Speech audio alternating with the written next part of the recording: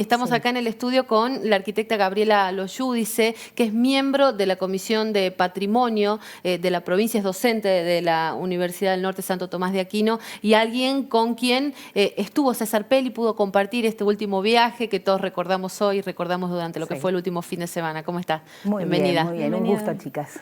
Decíamos, ¿no?, esta posibilidad que tuvo de volver a Tucumán y Sí, fue el último la verdad viaje. que fue además en una fecha memorable, eran los 100 años de la Gaceta. Él hacía mucho que no venía por Tucumán, así que la recorrió con mucho gusto, con la camarita, como han contado, tomando fotos y me imagino que queriendo llevar recuerdos para sus hijos y sus nietos en Estados Unidos. ¿Cómo fue para él, vos que lo viviste, ¿no?, porque lo estuviste acompañando junto con Julio Mida en esa oportunidad? Volver a ver a Tucumán, ¿no? Regresar después, hacía un tiempo que no venía. Sí, antes. Lo primero que hizo fue querer recorrer los lugares que él recordaba de su vida cotidiana.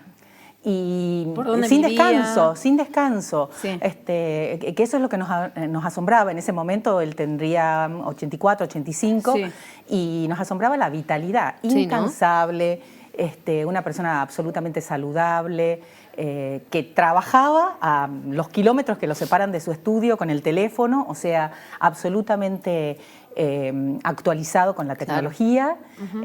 Realmente un ejemplo. ¿Qué lugares recorrieron? ¿Qué quería ver en ese entonces? Mira, primero recorrió el corazón de la ciudad, la plaza, la Plaza Independencia, pasó por la UNSTA, entró al claustro, fue por Barrio Sur.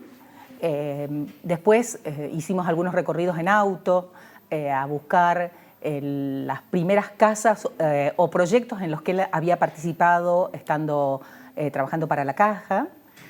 Algunas no las identificamos por donde él las recordaba, no sabemos si por muy modificada o porque no las ubicaba bien. Pero bueno, a donde iba se bajaba y bueno, la gente que lo veía quería sacarse una foto con él y estaba. ¿Lo reconocían? Sí, lo reconocían. ¿Le gustó el Tucumán? Sí. No, te preguntaba si le gustó el Tucumán que encontró, ¿no?, que vio cuando llegó. En realidad le gustaba más el de sus recuerdos, porque en todos esos años él no vio que hubiera mejorado. Entonces, la identidad del lugar estaba allí, pero deteriorada, y eso en cierto modo lo apenó un poco, ¿no? Lo dijo, fue muy crítico con la ciudad, con San Miguel de Tucumán y también con edificios emblemáticos nuevos. ¿Recordás qué dijo en particular de algunos? Sí, la verdad es que él siempre dijo que la ciudad es más importante que el edificio. Claro. A pesar de que nosotros lo conocemos a él por sus edificios, que han modificado el perfil de muchas ciudades. Pero a pesar de eso, él tenía mucha preocupación por lo que era la vida de todos, la vida urbana, el espacio físico urbano, que es el que todos disfrutan, independientemente de para quién sea el edificio importante que él haga. Y en ese sentido, aquí criticó la legislatura y creo que cuando él vino todavía no estaban puestas las rejas. Si viera que han puesto las rejas, tampoco le gustaría. Tampoco le gustaría, porque realmente lo que hay que trabajar, y es un poco la responsabilidad social de los arquitectos, es en el espacio urbano, el que transitamos como conjunto, ¿no? La ciudad es ese objeto cultural complejo del que todos participamos y el que todos padecemos o disfrutamos. Bueno, a propósito de eso, ¿no?, él siempre decía que Buenos Aires era para él la ciudad más vivible, ¿no? Claro. Lo había dicho muchas veces. ¿Crees que Tucumán es una ciudad vivible? ¿La consideraría él así, ¿no?, teniendo en cuenta lo que él conoció en su momento y cómo la encontró ahora? La verdad es que tiene muchos problemas, pero problemas que son una conjunción, no solamente de las iniciativas de las autoridades, sino del conjunto de la sociedad. Tucumán está situada en un lugar que era un vergel y justamente tal vez ese sea el origen, un lugar selvático. Claro. Y el clima hace muy necesaria la forestación. Sin embargo, nosotros vemos que los vecinos muchas veces son los mismos que podan los árboles cuando no hay que hacerlo o directamente los sacan. Y con el clima tórrido que nosotros tenemos, la sombra es indispensable. Y además, como provincia nos destacamos por la densidad. Tenemos mayor densidad poblacional que Buenos Aires y no hay suficientes espacios verdes. El gran pulmón, que era el Parque 9 de Julio, a principios del siglo XX estaba proyectado en el doble de su tamaño. Y permanentemente desde la Comisión de Patrimonio estamos oponiéndonos a que sigan llenándolos de cemento, de edificaciones. Claro. Así que no creo que le gustaría. Encontrado un Tucumán vivible. Y además también está la necesidad de aumentar por esa misma densidad más cantidad de espacios verdes, ¿no? Hace falta forestar un poco más. Hace falta no solamente forestar, sino generar más parques. Yo me parece que la iniciativa del centro cívico va a descomprimir un poco el tránsito y es una de las cosas más importantes, me parece, que le va a suceder a la ciudad en cuanto a cambio, ¿no es cierto? Hay que plantear qué es lo que va a pasar con los edificios del microcentro, muchos de ellos alquilados. Claro. Y cuál va a ser el movimiento. Ciertamente el centro cívico va a traccionar hacia el norte, que es el vector de crecimiento de la ciudad más importante. Sí. Ya hacia el oeste no podemos, nos encontramos con San Javier el río. Exactamente. Entonces se necesita crecer hacia el norte. Y en espacios verdes, ahí están todos los terrenos que eran del Regimiento 19, sí, que bueno, también se están ocupando con edificaciones y ahí es un pulmón y un potencial para parques al norte, que bueno, esperemos que lo concreten como parque y no que lo ocupen con cemento, ¿no? Fuera de la arquitectura, ¿cómo era él? ¿Cómo era su sentido del humor? Mira, ¿Qué charlaban fuera de eso? La verdad que Peli era un encanto de persona, educadísima, que vos contrastabas esa imagen tan actualizada y juvenil y vital contra su disposición de caballero del siglo pasado, porque en ese sentido era un encanto de educación.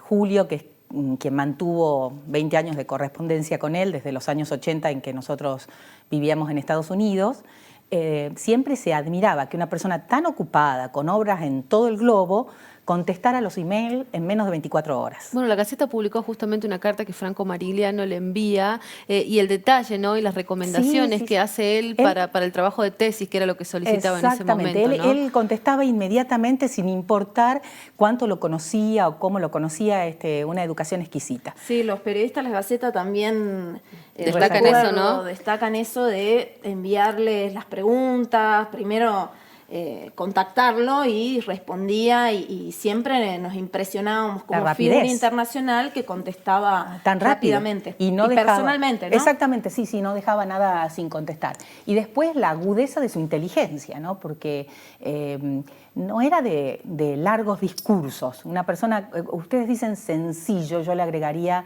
humilde. Pero por otra parte muy competitivo, en el sentido que yo recuerdo una anécdota aquí tomando un cafecito en la avenida en su visita del 2012, cómo narraba un concurso internacional por invitación que habían hecho para una edificación en México con otros arquitectos de las grandes ligas. Y así con el gusto que me dijo, y lo ganamos, así con ese sentido de juego, compito y quiero ganar. Y además con ese disfrute casi infantil de la profesión como juego, así con algo como juego, pero a la vez tan profesional, claro, ¿no es cierto? Porque los detalles, la mirada abarcativa de todos los aspectos, la capacidad de delegar en estudios de ingenieros, en gente especializada en jardines. Entonces él era el gran director de orquesta que conocía todos los procesos y era capaz de integrarlos, ¿no? Claro, y dejó un legado no solamente a quienes se formaron con él, que tuvieron la posibilidad de trabajar, sino tengo entendido que su hijo también no es arquitecto, forma parte del estudio, trabaja con él. Claro que sí, trabajan juntos. El hijo tiene su estudio en Manhattan y él desde los 70 permaneció en New Haven y ahí tiene su base de trabajo. Sí. Él siempre recuerda a sus maestros, ¿no? Recién nosotros decíamos, porque sí. han sido grandes figuras, tucumanos también, algunos, Sí. De la Facultad de Arquitectura, ¿no? Mira, yo le pregunté porque en ese momento yo estaba trabajando en un proyecto para mi tesis de maestría que está inconclusa, pero lo entrevisté en relación a sus profesores. Y él dijo que de Sacriste aprendió el oficio y el detalle casi artesanal de la obra, que es lo que le da la calidad final. Pero que de Vivanco aprendió a romper los límites del pensamiento, las grandes ideas. Claro. Y yo creo que un poco eso es lo que ha perdido Tucumán. Ha perdido ese horizonte de la gran escala. Me parece que la profesión... Que lo tuvo alguna vez, ¿no? Sí lo tuvo, sí lo tuvo. Eso. En el centenario de la ciudad siempre se habla que esa fue como la época de oro. Fíjate que en arquitectura estamos hablando no hace tanto, del año tampoco. 47. Claro. Por ejemplo, sus profesores, Jorge Vivanco y Sacriste, fueron a uno de los últimos congresos internacionales de arquitectura moderna. Fue Vivanco al de Bridgewater en Inglaterra y fue a recorrer las universidades buscando actualizarse y conocer lo que se estaba haciendo en la modernidad arquitectónica en Europa. Y bueno, implementaron aquí primero una forma de enseñanza nueva, sí. Una enseñanza que partía de la investigación y el contacto en un taller de los profesores con los alumnos. Y en cuanto a la escala, que era de lo que estábamos hablando, esa gente fue la que plantea la ciudad universitaria. Claro. Vivanco hablaba de las escalas de arquitectura como una metodología de pensamiento, ¿no es cierto? Entonces, las escalas los arquitectos es lo que usamos para proporcionar en el plano, ¿no es cierto?, el dibujo respecto de la realidad. Pero él lo utilizaba en función de las relaciones humanas. Entonces te decía que el 1 a 1 era eso que te permitía dibujar esta mesita tal cual es en este tamaño, pero a nivel relacional era el contacto entre padre e hijo o claro, una pareja, claro. era eso, el claro. contacto. Y después tenías todas las escalas hasta llegar a la escala que él hablaba de Tucumán, del tercer vector de su paisaje, que era el cerro. Y que había que respetarlo, ¿no? Porque había una premisa fundamental. Había que incorporarlo. Y fíjate que he estado leyendo algunas cosas a raíz de la partida de César, y uno de sus biógrafos decía que era un arquitecto que tenía en cuenta la escala. Entonces, nosotros así percibimos el perfil de su edificio, pero él también tenía incorporado el ambiente social, el ambiente cultural, el ambiente urbano que estaba en el pie de sus edificios, en las famosas Petronas, sí. Ese puente que une a las dos, él también lo piensa como un portal a otra realidad, que es algo que tiene mucho que ver con la cultura de Malasia. ¿no Bueno, es él cierto? decía recién, ¿no? Escuchábamos en una parte de la entrevista que cuando idea y proyecta las torres, lo primero que tuvo que hacer es meterse y profundizar en la cultura del lugar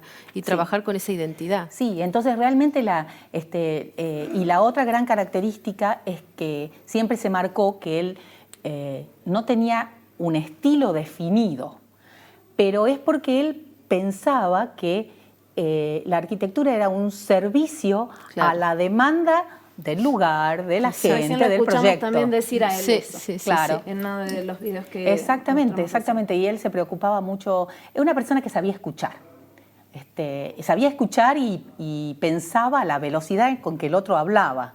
Yo supongo que ahí estaría el secreto de su agudeza. No es tan fácil escuchar como uno cree. No, seguro que no. Y te iba a preguntar eso, ¿no? Porque recién en una entrevista que hacíamos a algunos de los estudiantes en la Facultad de Arquitectura, y una chica decía, no creo que todos podamos llegar a ser César Pelli, quisiéramos destacarnos, pero son cosas que le ocurren a uno en 1.000.000, más o menos, ¿no? Era el concepto de esta chica. ¿Vos creés o qué es lo que tuvo César Pelli que lo hizo distinguirse, no? Mira, en primera instancia, su seriedad, responsabilidad y su capacidad de trabajo. De alguna manera, él no deja ningún cabo suelto. Y no es solo genialidad, sino es la dedicación al detalle, digamos, conjugar esas dos grandes enseñanzas de sus maestros y además de su trayectoria en Estados Unidos.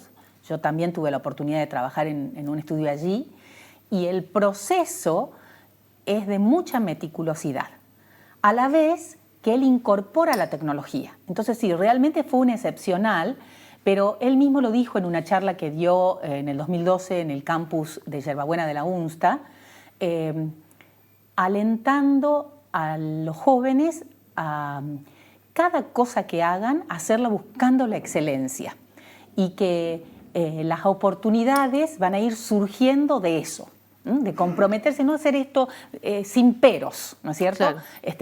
Asumir el compromiso y tratar de desarrollarlo preparándose al máximo de la capacidad.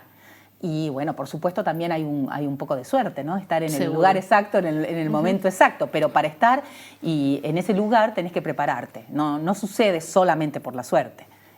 Ciertamente tenés que tener la preparación. Era una persona también de, como te digo, de valores, ¿no es cierto? Claro. Él competía con ganas y disfrutaba la victoria, pero para llegar a esa victoria se preparaba como un marín norteamericano, como un rugbyista. Sacrificio, esfuerzo. Sí, mucho esfuerzo, mucho sacrificio, mucho compromiso, mucho vínculo humano con su equipo. Él trabajaba no solamente de planos, desde siempre, trabajaba también con maquetas.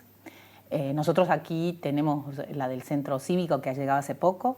Y él intervenía ahora en estos últimos años, ¿no? Que él intervenía en todo el proceso. ¿Cómo era trabajando, Peli, si tuviste la posibilidad la verdad es que la persona que mejor te podría responder el día a día de ese trabajo sería el arquitecto Ricardo Salín, que es el que ha estado coordinando el desarrollo de los planos, del centro cívico.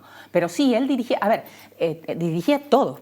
Cuando estuvo en la visita, yo una mañana lo vi desayunar, interrumpir la conversación, tomar su teléfono, dibujar un detalle arquitectónico y mandarlo por WhatsApp a su estudio. Claro. O sea que atento a todo. la última palabra, evidentemente, hasta en los detalles, era la de él. O me imagino que también cualquier duda, la decisión era la de él. Él disfrutaba muy, no era un nombre y una marca. Vivía la profesión con profesionalismo, con mucha seriedad, con una ambición de excelencia y mucha pasión. Mucha pasión. Bueno, Gabriela, gracias. Gracias. Nos encantó esta charla y recordarlo y conocerlo más en profundidad, ¿no? De alguien que pudo tener la posibilidad de vivirlo. Sí, ¿no? la verdad que un auténtico privilegio.